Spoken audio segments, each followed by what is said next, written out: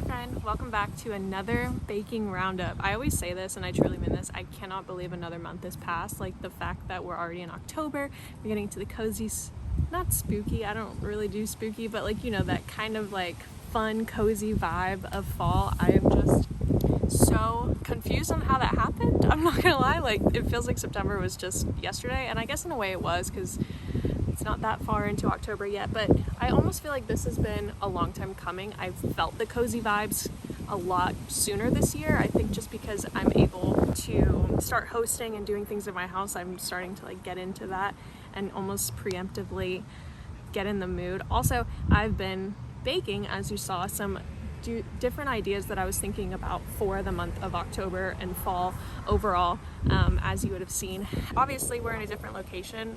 I hope that's okay with y'all. I took y'all to the river today. It's my favorite spot to visit when I'm back home, and I am home this week, so I just wanted to give y'all a little piece of home without having to, you know, miss out on another week spent with y'all, because I do love and really enjoy spending time with y'all. But let's get into the video. So the first thing that is a top bake for this month is going to be the apple butter sourdough loaf. If you haven't seen it, if you haven't watched my previous video or any of my shorts, I can't get enough of this stuff. Like, you're probably sick of me posting about it, but honestly, I'm okay with that because I want y'all to try it and then you'll understand.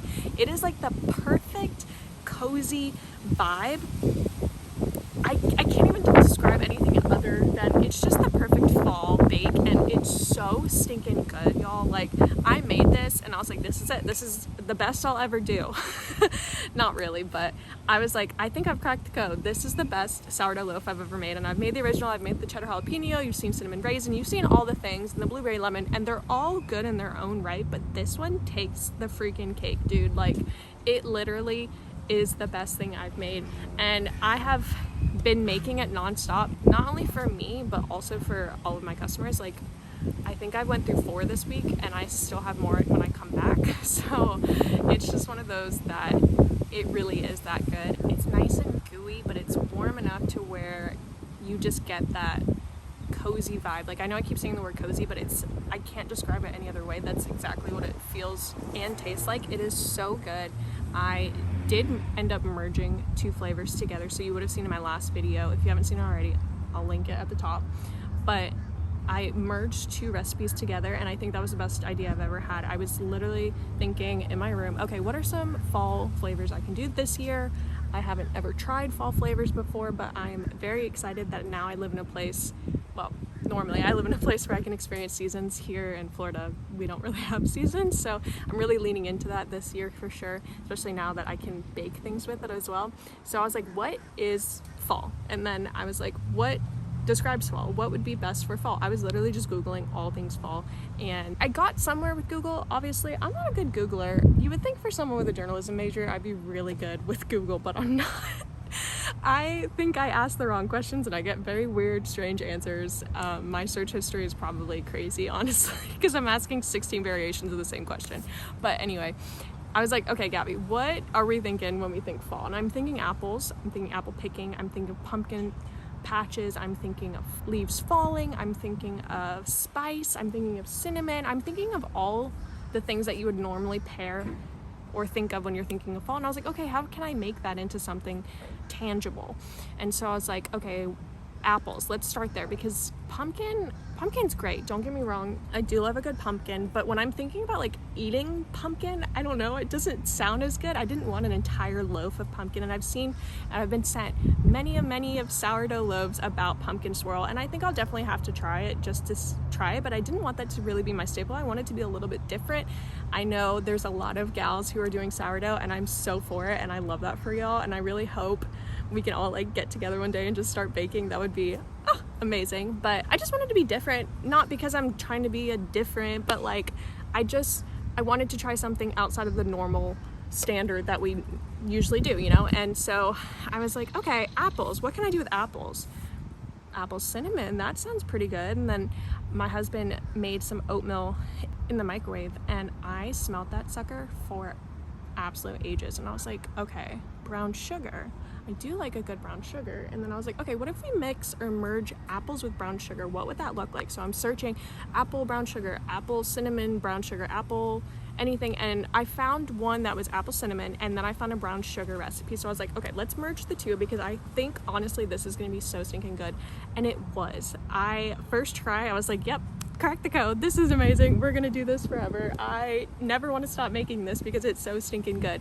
And the recipe was amazing. Both recipes that I followed, they were easy to comprehend, they were super knowledgeable. They told me everything up to the point of how to prevent it from spreading, and I think that is the one notch I would have on this. I've learned from doing it so many times that I need to add something to make it a little bit stickier and prevent it from just exploding out, because the first one I made, I mean, it was amazing, but it exploded. And so obviously you don't want to give someone an exploded bread. So definitely like tweaking a little bit, but like for the most part, that recipe is like down pat.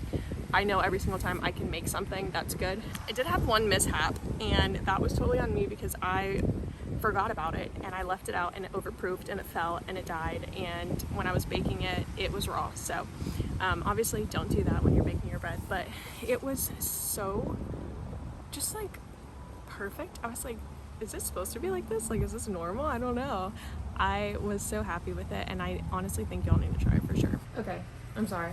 I had to move locations. I could only spend so long at the river during my lunch break. So work is finally done, and now we're just gonna get into the best second bake that we did in the month of September.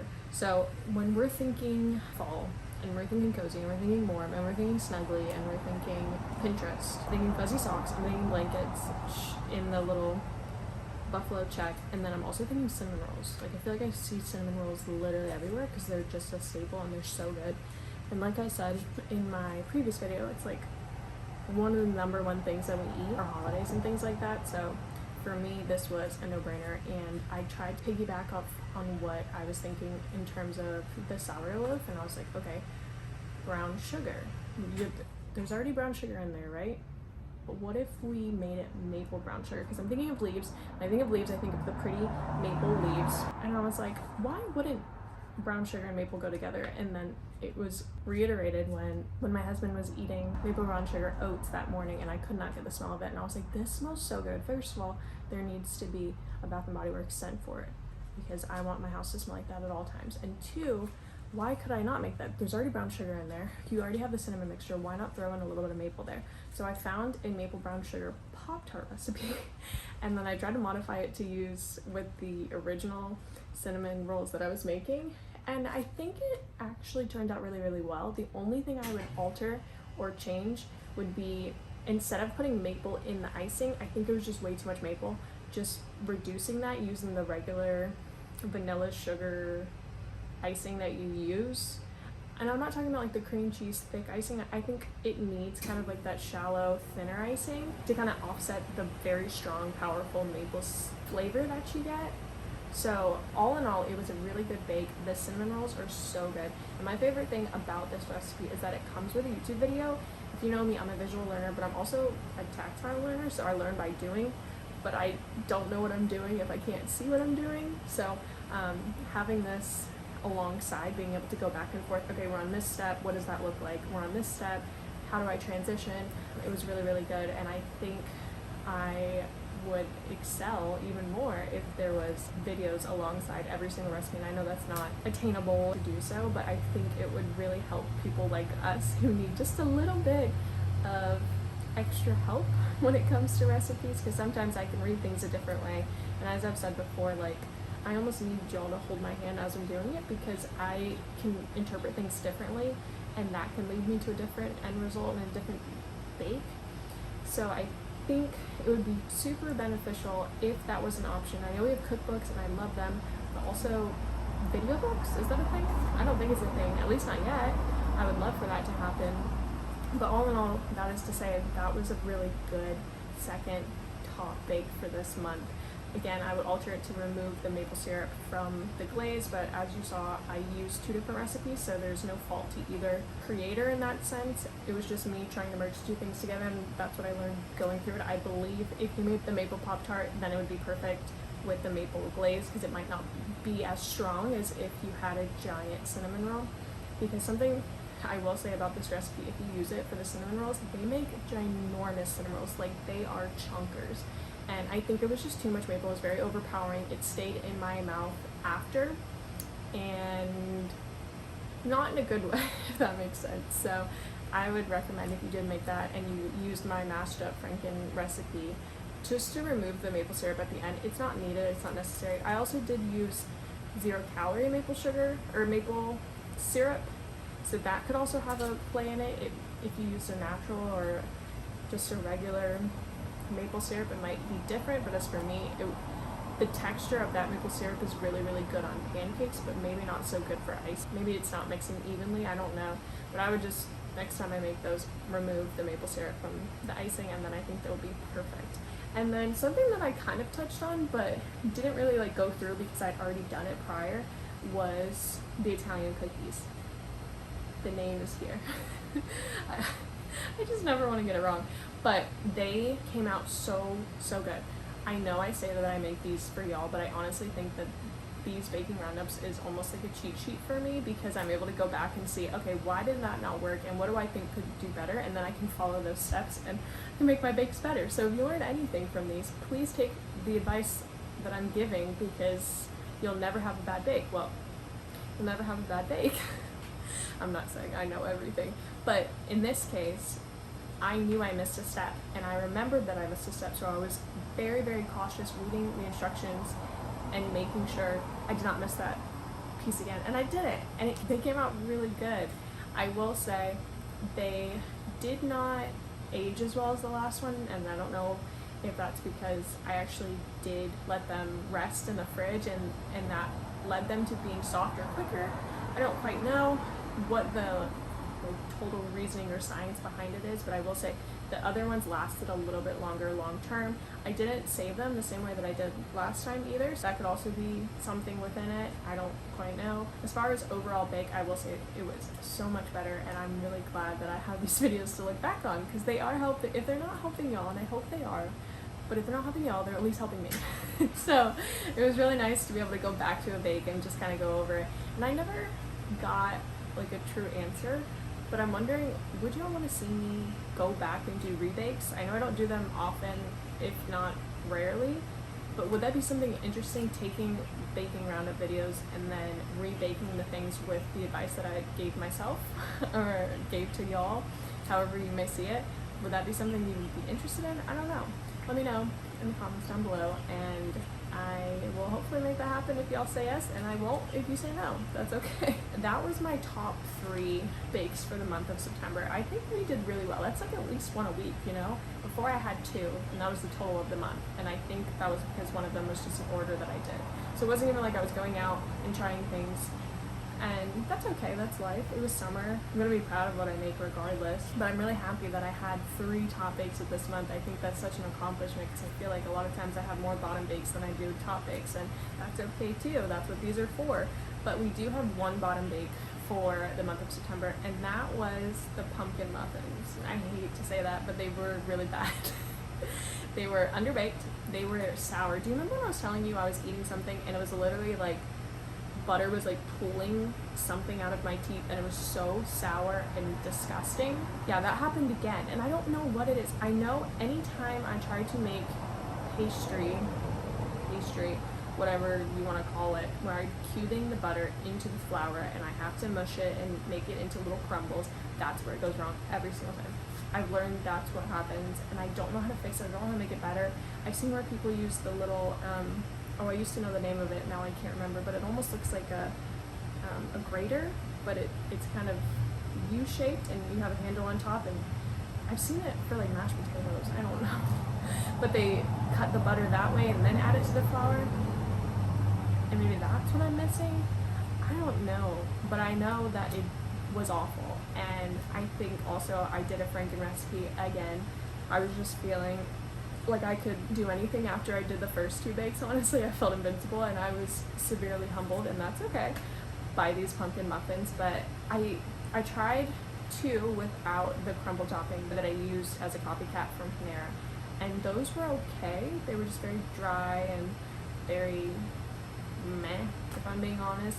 It's not any fault to the creator who made the recipe. It was very easy to follow and I enjoyed making it. It's just the fact of, it just wasn't, at least from me, it could totally be me, it just wasn't good. I love pumpkin muffins. It would be another thing if I didn't like pumpkin or pumpkin muffins at all. But I do love pumpkin muffins, and like I said in the last video, I used to eat them every single morning before school, so I feel like I have a good kind of scale of what a pumpkin muffin should taste like, and it just wasn't very enjoyable to eat. It was like, it's here, I might as well. I put in all the work to do this, I might as well. And it wasn't like, I can't wait to eat this because it smells so good or it looks so good. It was just like, oh, it's here, do you want to eat it? Okay. And that's not how I want my bakes to be. As far as the crumble, like I said, I think it's something to do with the butter. I don't know. I can't figure it out to save my life. If you have any tips on how to cube butter into flour, I've seen where people use a fork, and I might do that instead of my fingers, but I know that's the right way and the traditional way to do it, and I want to be traditional, but I don't know how. So if you have any videos or any tips that you want to impart on me, I would be immensely grateful, because I would like to use it in future bakes, as it is pretty much a staple. So as far as that recipe goes, I think that's where the downfall began. And then also my recipe, it called for Texas size muffins. I don't live in Texas and I don't own Texas size pans, so I think that also set me up for failure. I was using just a regular muffin pan or cupcake pan, whatever you use that pan for, and maybe spreading the batter out too thin to make multiple versus one giant or 4 giant ones, however many it was said it would make, could also have led to it not tasting well. Maybe a different kind of pumpkin filling was used in the original recipe. I'm not quite sure. I do believe I followed the recipe like to a T, but every bake's not gonna be perfect, and that's totally okay. And I hope you know that's totally okay. This is all a trial and error process, and it's just important that we try. But I did try this, and I tried to Frankenstein it, and that is what I think led me to the overall fail. But you know what? We're not going to take fails, we're just going to take wins. We got 4 bakes this month. I'm super happy, and that's really all I had for y'all. I know this was kind of like cut to impromptu video, but I wanted to get this out and talk to y'all before the month was into the next month and I had to film 2 in 1 like I did last time. I don't want to do that again, so I just wanted to hop in, say here are all my bakes for the month. I hope y'all are doing well. I hope y'all are baking a lot more now that the season is coming, and we'll be moving into Christmas soon, and I can't wait for that. That is my favorite holiday, and I'm excited to start baking some Christmas things, but for now we're strictly on fall, and I'm excited about that. What else should I make? What do you guys want to see? Give me some ideas in the comments. I'm super happy when y'all comment. It makes me feel like maybe I'm not just talking to a camera. It feels like y'all are here with me, and I just love getting to interact with y'all. So that is all for this video. I'm again super proud of everything that was accomplished in September, and I'm looking forward to October with y'all, and I will see y'all in the next one.